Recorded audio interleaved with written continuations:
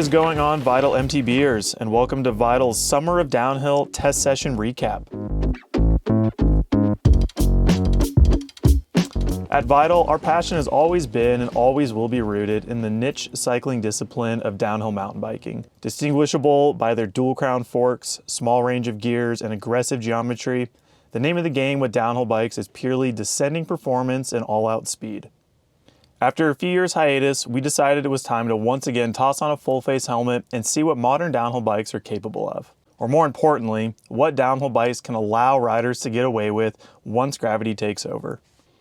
Throughout the past summer, we had the privilege of testing 4 downhill bikes from Pivot, Trek, Canyon, and YT. Each bike presented its own unique frame features, suspension design, wheel sizes, and component specs.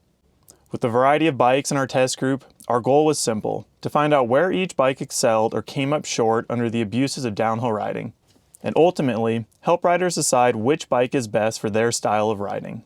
Testing these descent-hungry machines was conducted by myself, Jason Schroeder, and longtime Vital contributor Sean Grizz McClendon. We both have spent years between the tape racing national and World Cup level downhill events before transitioning to working within the mountain bike industry. With a decade age gap and a few pounds between us, our personal preferences and unique riding styles will hopefully provide a well-rounded impression of each bike. It was a fun summer getting back to our roots and holding on tight as we smashed into the unknown on some insanely capable downhill bikes. Have a listen as we recap our Summer of Downhill test session, and if you want to know more about any of the bikes we tested, head to the description below for links to the individual bike reviews. Before we dive into the nitty-gritty of each downhill bike we tested this summer, we actually have a 5th test bike to cover, Scott's Gambler 930. Unfortunately, due to unique circumstances, we were unable to conduct a full review of our Gambler test bike. Originally planned to be the 5th and final downhill bike tested this summer, our Gambler was ridden throughout the summer by Vital videographer and contributor Logan Brown. Always eager to gather as many rider impressions as possible during testing, Logan logged a few runs on the Gambler while we tested and filmed the other 4 downhill bikes. When Sean and I were finally ready to toss a leg over Scott's Gambler, Logan had 4 days of bike park laps on the bike. As we began our initial impressions and bike setup, Sean managed to get 2 days of testing in before handing the bike off to me. On my 4th run, the X-Fusion Vector R coil rear shock unfortunately had a reservoir blowout, puking oil all over the bike and myself. With the shock out of commission and summer coming to a close, we realized sourcing a replacement shock was out of the question. We also became aware that since receiving our test bike in the spring, Scott was no longer selling the 930 build kit and had updated their complete bike options. Left with an unrideable bike and a build kit that no longer exists, we were unable to provide a full review of Scott's Gambler downhill bike. However, from our few days of testing, we were able to acquire some initial on-trail impressions that hinted at the capabilities of the Gambler.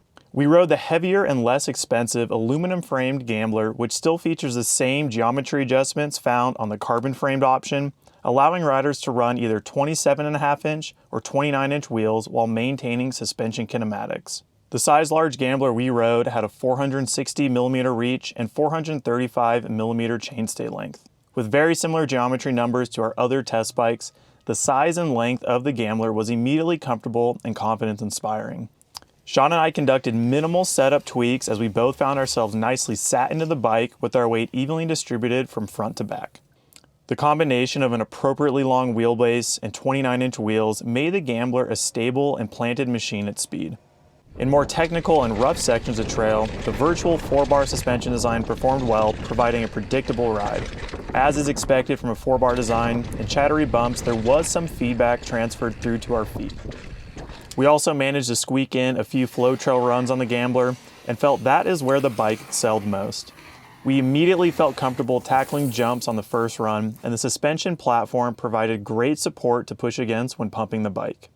Overall, our initial impressions lead us to believe that the cheaper aluminum Gambler option is ideal for intermediate freeriders or racers looking to receive a fun downhill bike at a reasonable price. There are no gimmicks or fancy frame features, just a classic 4-bar suspension design with the added benefit of being able to play around with geometry adjustments and mixed wheel variations. If Scott's Gambler sounds like it might suit your riding style, head over to scott-sports.com and check out their current aluminum framed build kit options. Alrighty. Now on to our full bike reviews. We kicked off summer by testing Pivot's Phoenix 2.9 downhill bike. Developed and tested with their factory team at the World Cup level, the Phoenix 2.9 is a race-ready downhill bike designed for riders chasing the top step of the podium. However, throughout testing, we were most surprised by how much fun the Phoenix 2.9 was to ride when sailing through the air-off jumps or slapping corners at the bike park. Made up of a full carbon frame with no geometry adjustments or mixed wheeled configuration options, the balance between purebred race bike and bike park destroyer was achieved due to the Phoenix's low 337mm bottom bracket height and short 443mm chainstays. Built around a DW Link suspension design with a more linear wheel path, the Phoenix 2.9 did struggle to manage square edge impacts and required some additional compression damping to improve support in the roughest of sections. Once we had sorted out our suspension setup, the bike excelled at providing a smooth and predictable feel across a variety of terrain. With the shock mounted low and centered in the frame, we enjoyed how stable the Phoenix 2.9 remained at speed. As a dedicated 29-inch wheeled bike, the inability to run a mixed-wheeled setup may be disappointing to some riders. In our case, we enjoyed the plowing nature of the dual 29-inch wheels, which allowed us to hold on tight and tackle tricky rock gardens with ease. The shorter rear end also helped keep the rear wheel tucked away to limit tire buzzing when shifting our weight off the back. We tested a size large Phoenix 2.9, which has a 460mm reach. At 5 foot 10 inches, this reach length fit Sean perfectly. However, at 6 feet tall, I was left longing for some additional cockpit space. To compensate, I ran the adjustable direct mount stem in the longer 49mm reach length and lowered the fork stanchions 5mm in the crown to raise the front end. Moving on to the component details, we tested Pivot's entry-level Phoenix 2.9 race build kit that retails for $6,999. While this was the most expensive downhill bike we tested this summer, the Phoenix 2.9 was also the lightest, tipping the scales at only 36 pounds. Standout components of the race build kit were Fox's factory 40 fork and factory float X2 air shock, Sun Ringley's SD37 wheels, Shimano's Z drivetrain and brakes, and Maxxis Assegai tires in the 3C Max Grip compound. The factory 40 fork and factory float X2 air shock both offered impressive small bump sensitivity and mid-stroke support. With a wide range of rebound, compression, and air spring rate adjustability, the fine-tuning options with Fox's factory suspension are endless and represent the peak of suspension performance. A surprise standout component with the race build kit was Sun Ringley's SD37 wheels. Offering a 32mm internal width, they provided a comfortable amount of compliance that complemented the stiffness of the Phoenix 2.9's full carbon frame. And despite our best efforts to smash into rocks and launch drops to flat, they held up with no signs of wear to show. Shimano's mid-range Z group set is made up of workhorse components that provide top-level performance at a friendly price point. Throughout testing, the brakes maintained that nice Shimano bite we've come to enjoy, while the drivetrain shifted smoothly and effortlessly. Finally, Maxxis Assegai tires in the very sticky 3C Max Grip compound was the perfect match for our loose over hard pack dry conditions. With plenty of standout characteristics, there were a few small details that fell short on the Phoenix 2.9. First, the chain slap protector on the swing arm did not manage chain slap noise very well, which resulted in a vibrating sound echoing through the frame during descents. Similarly, where the brake housing and shifter cable exit the frame near the bottom bracket on the non-drive side, the exposed cables had a tendency to rattle against the frame. No one likes a noisy bike when ripping downhill, but luckily both problem areas could be solved by adding some rubber mastic tape to deaden any noise. We also found the stock contact point components left some comfort and performance to be desired. The 20mm rise handlebar was much too low for downhill riding, while the stock grips were too thin and left us with sore hands after a day of bike park laps. And while seat comfort may not be a priority on a downhill bike, the short time we spent sitting on WTB's race hightail saddle in lift lines left us with some serious sore spots. So what's the bottom line with Pivot's Phoenix 2.9 downhill bike? For riders looking to pick up a race-ready downhill bike that will be competitive between the tape and excel when flying off jumps and slapping bike park berms, the Phoenix 2.9 is a killer option. Pivot's choice to shorten the chainstays provides a snappy, maneuverable bike that still maintains exceptional stability at speed. The DW Link suspension platform paired with Fox factory suspension is both adaptable and tunable to any rider's preferred riding style. With a build kit that hits the marks in the right spots for a mid-range price point, Pivot's Phoenix 2.9 will be right at home on any racetrack or flow trail riders put in front of its path. Second up for testing this summer was Trek's all-new 2022 Session downhill bike. After a decade of success, Trek completely revamped their session platform, which now sports a high pivot suspension design, idler pulley, and aluminum frame. Developed to win races at the highest level, the Session was a true technician in the rough, establishing itself as the clear winner for which bike we would go out and purchase if we were planning to go racing. The most eye-catching aspect of the new Session is the high pivot design and idler pulley. When combined with Trek's active braking pivot found at the rear axle, the new design boasts a progressive leverage curve and rearward axle path that remains very active under braking forces. On the trails, this translated to outstanding stability and composure in the roughest and most demanding sections. The ability of the rear wheel to essentially get out of the way and absorb impacts helped maintain forward momentum with no sensation of being hung up. The Session often felt like it defied physics as we would topple over harsh compressions and felt like we would speed up from the impacts. With all that said, the Session would not be our first choice to rack up frequent flyer miles on. The new suspension design leans heavily towards maximizing composure at speed and leaves a bit to be desired when riding flow trails. Riders looking to pop off trailside jibs or get sideways on every jump, big or small, it's going to take some real effort to make the Session cooperate. Out of the downhill bikes we tested this summer, the Session offers riders the most adjustability to match rider preference. By changing the minnow flip chips found at the lower shock eyelet and the pivot point at the seat stay and rocker link, riders can adjust the head angle, bottom bracket height, and the shock leverage rate. The Session also allows riders to run dual 29-inch wheels, dual 27.5-inch wheels, or the elusive mixed wheel mullet configuration. Throughout testing, we rode the Session with 29-inch wheels and a mixed wheeled setup. The stock dual 29-inch configuration paired nicely with the updated suspension design, but limited how maneuverable the Session was in tight sections of trail. With a 27.5-inch wheel in the rear, we did find the mixed wheeled setup made it easier to whip the Session around at our command, which improved the fun factor when riding jumps and slapping corners. Trek offers the Session in 3 sizes with each rocking size-specific reach and chainstay lengths. We tested the size R2 frame, which has a 465mm reach and 445mm chainstay length. Coming in just a hair longer than Pivot's Phoenix 2.9, I felt immediately comfortable on the size R2 frame.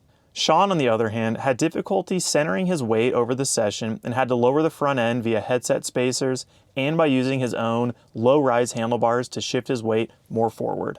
Of the 2 Session build kits Trek offers, we tested the entry-level Session 8 GX build kit, which retails for $4,999. While more expensive than the Canyon Center 6 and TUES comp we will cover next, the Session 8 is $2,000 cheaper than Pivot's Phoenix 2.9 race build kit. The Session 8 also weighs in at 37.8 pounds, which is less than the Center 6 and TUES comp, but almost 2 pounds heavier than the Phoenix 2.9. The standout components of the Session 8 GX build kit were RockShox's Boxer Select fork, Fox's Van Performance coil shock, SRAM's GX 7-speed drivetrain, and Bontrager's Line DH30 wheel set. Despite the limited external adjustments, both the Boxer Select fork and Fox Van Performance shock performed well above our expectations. The Boxer's Charger RC damper is highly refined and provides great initial bump compliance with comfortable mid to end stroke support. Similarly, the Van Performance coil shock remained active and supported even when hitting quick, harsh compressions. SRAM's GX 7-speed drivetrain maintained perfect shifting engagement and performance throughout testing and has us questioning why we would ever upgrade to SRAM's more expensive, top-of-the-line X01 drivetrain. We also loved how the clutch of the GX rear derailleur limited excess chain slap, making the Session the quietest bike out of the group. Lastly, Bontrager's aluminum Line DH30 wheel struck a comfortable balance of stiffness and compliance that matched the demands of downhill riding perfectly. The rear wheel also uses Bontrager's own Rapid Drive hub. With 108 points of engagement, the Session had a nice buzz when gripping downhill. As for weaknesses with the Session 8 GX build, our only disappointment was Trek's choice to spec a 180mm rear rotor. The smaller rotor managed heat poorly and caused our test bike to burn through the rear pads much quicker than the front. No questions asked, we would jump to a 200mm rear rotor if testing were to continue. So what's the bottom line with Trek's Session downhill bike? Trek hit the ball out of the park with their all-new Session design. The high pivot suspension layout combined with Trek's active braking pivot provides supple, small bump compliance, and controlled bottom-out resistance. The rearward axle pass scoffs at square edge hits and allows the Session to carry incredible speed. With geometry and progression adjustments, size-specific chainstays, dual 29-inch, 27.5-inch, and mixed-wheeled options, the Session is multiple bikes packaged into one and the perfect option for intermediate to professional riders looking to pick up a race-winning downhill steed that won't break the bank. While both Pivot's Phoenix 2.9 and Trek Session downhill bikes might be the more expensive options in our Summer of Downhill test session, both companies follow a dealer-based sales model that raises the MSRP of their bicycles to consumers. In recent years, consumer direct manufacturers have grown in popularity, catching the attention of many riders due to their low price points. Eager to see what the pros and cons are when buying your bike straight from the manufacturer, we tested Canyon Bicycle's entry-level Sender 6 downhill bike that retails for only $3,399. As the least expensive downhill bike we tested this summer, the Sender 6 features a full aluminum frame, 27.5-inch wheels, and a classic 4-bar linkage suspension design. With a few less features than Canyon's high-end Sender CRF carbon frame downhill bike, the Sender 6 is a value-packed, thrashable downhill bike geared towards freeride or park riders. Key frame details include an external down-tube protector that doubles as internal cable routing, an awesome compromise on an entry-level frame that creates a clean aesthetic and simplifies rear brake or shifter cable replacement. At the rear axle can be found a flip chip that allows for 2 chainstay length options, 430mm or 446mm. Depending on which length is chosen, the Sender 6 either has the shortest or longest chainstay length out of the bikes we tested. We found that the shorter chainstay option best complemented the freeride focus of the Sender 6 and made the bike snappy and maneuverable when riding jumps, slapping corners, and hitting trailside jibs.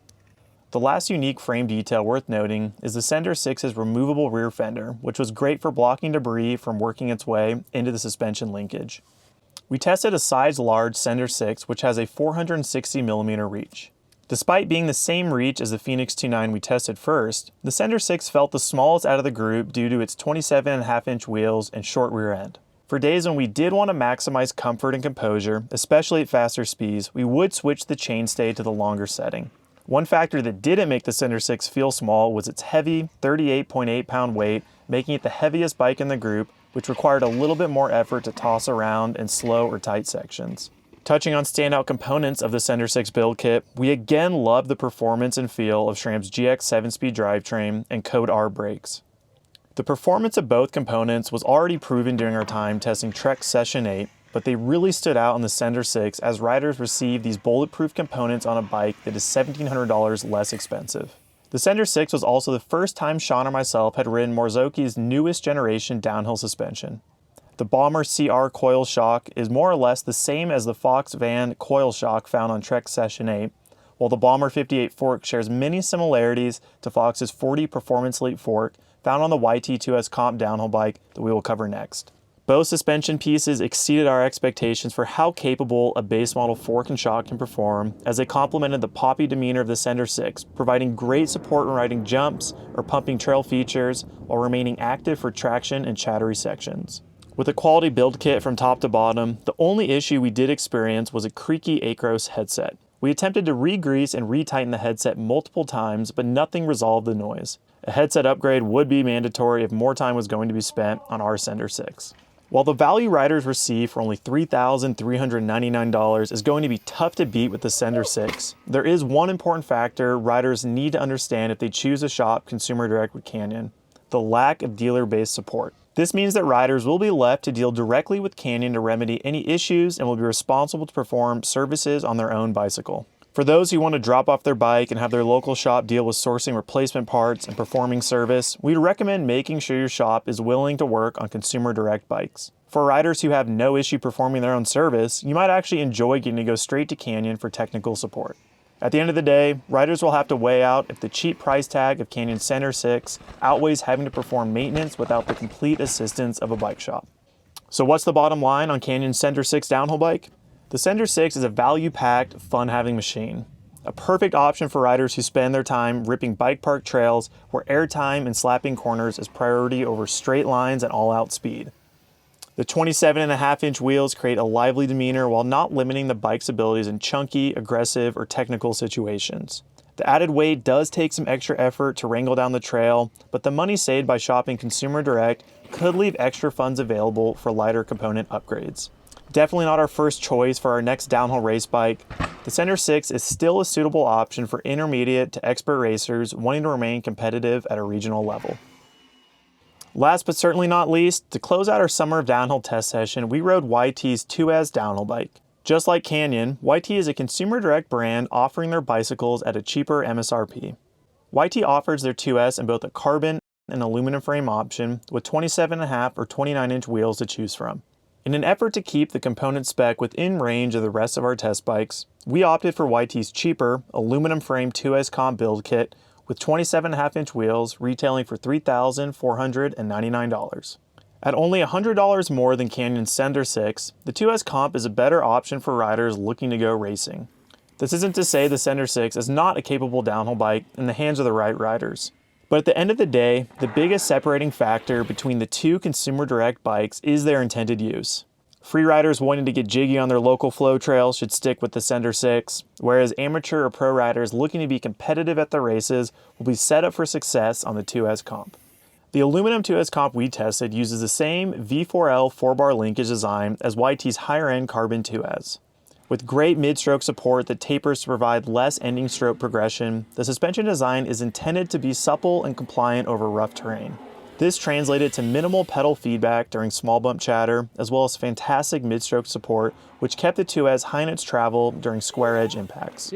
Other carryover features from the carbon TUES model include dual row pivot bearings with hardware that enters from the non-drive side to improve both durability and ease of maintenance. There is also a beefy plastic down tube protector and full internal cable routing with secure plugs to limit cable rattling. We tested a size extra large TUES, which has a 474mm reach.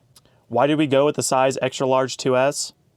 While all of the other downhill bikes we tested this summer were size large, the size large TUES would have been much smaller than the rest with only a 453mm reach. We opted for the size extra large as the descent-focused nature of downhill riding is often aided by a longer and more stable bike. Unfortunately, this jump in length proved too much for Sean to compensate for. Despite adjusting the cockpit to bring his bars closer in, no adjustment could fix the underlying issue that the extra large was simply too big for him. Hindsight is always 20/20, but in Sean's case, he would have fared better on a size large with a longer reach stem. Myself, on the other hand, at 6 feet tall, I found the added reach put me in a comfortable attack position that had me ready to smash some descents. This does serve as a good reminder to double check those geometry charts when shopping direct, as YT only offers a 14-day return policy for bikes that are unridden. When it came to descending performance, the TUES shined in providing a stable ride that let us dive headfirst into the roughest of sections. The active and supportive rear suspension succeeded in providing a controlled bike that maintained great composure at speed. The only shortcoming of the TUES, similar to the Trek Session, is that with so much focus put on being a world-class downhill race bike, the maneuverability of the TUES was compromised on bike park style trails. As for standout components, we were super impressed with the capabilities of Fox's 40 Float Performance Elite fork and Float X2 Performance Air Shock. After having the chance to ride the factory version of both suspension components on the Phoenix 2.9, we would have a hard time forking up the extra dough to go factory in the future. With Fox's performance level suspension, you do lose the external high-speed rebound and compression adjustments. However, this didn't hold us back from finding a setup that provided a smooth, supported ride to complement the abilities of the TUES. As for weak points with the comp build kit, we honestly had a hard time singling out components that we did not like. But if we're going to be picky, we would upgrade the Raceface Atlas 35 stem in the short term. The 6-bolt design causes the handlebars to roll within the stem if removed, which can be frustrating. A simple change to more classic 8-bolt style stem would quickly fix this issue. Finally, the TUES is no doubt a value-rich deal for a race-ready downhill bike, but just like Canyon's Center 6, riders should take into consideration that shopping direct with YT does mean they will not receive dealer-based bike shop support. You might be able to work a deal with your local shop to receive service on your TUES, but do be ready to perform some of your own maintenance as well as work directly with YT for technical support.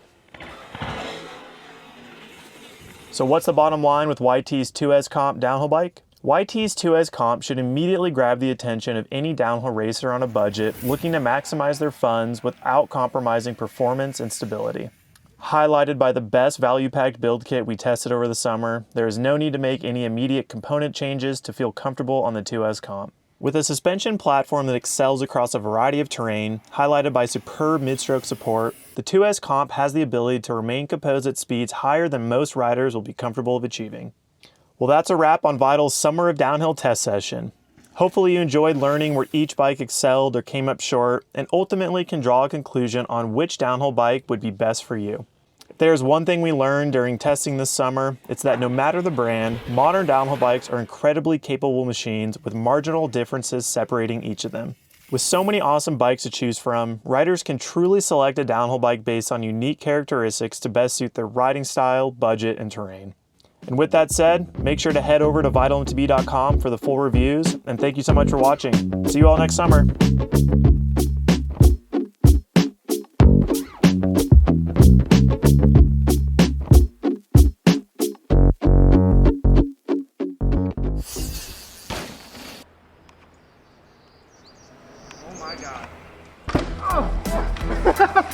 Dude, you went around the corner pedaling and I said a prayer for you. That was so gnarly.